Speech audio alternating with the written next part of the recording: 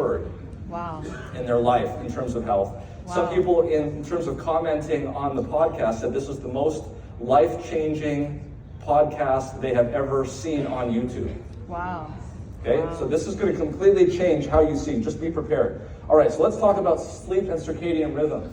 Folks, our brain has a clock that is very important in terms of what happens in our body. I often like to use the analogy of Disneyland. I used to have a friend that used to work at Disneyland in California, and he used to work at night. He would see what would happen to the park.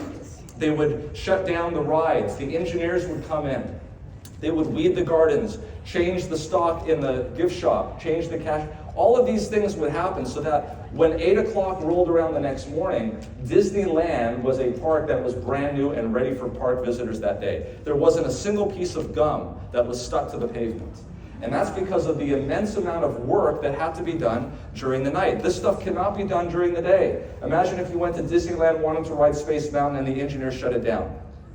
And yet, because of technology, we have now subjected our human bodies to things that it was never intended to have. Eating at night, light at night, all of these things that affect certain processes that occur. And so the circadian rhythm is very, very important. And at the heart of that is the suprachiasmatic nucleus, which is a portion of the brain, which if it were the conductor of that orchestra that's occurring. Can you guys hear me okay?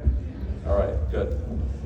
So one of the things that we have known is that light that comes into the eye here that you can see where the blue arrow is, goes to the suprachiasmatic nucleus and then goes back to something called the pineal gland, which is supposed to secrete melatonin. Melatonin is a very powerful antioxidant. It is something that causes the surface and the cells and the mitochondria and all the processes to think of it as a cooling system in an engine, okay? So that melatonin is very important. Well, there's one thing that will shut down melatonin production at night, and that is light into your eyes. Oh, We've wow. just known about this in probably the last 30 or 40 years, but have more fully looked at this.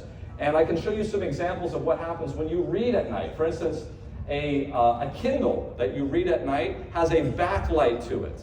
And that is shown here by the spectrum that you can see here on this slide. Now, somebody who's reading a regular book with a lamp, that amount of light that's coming and reflecting off of the book is given by this very small, imperceptible spectrum here at the bottom. So can you see the difference between reading a Kindle at night or your iPhone or your iPad or even your computer, even if it's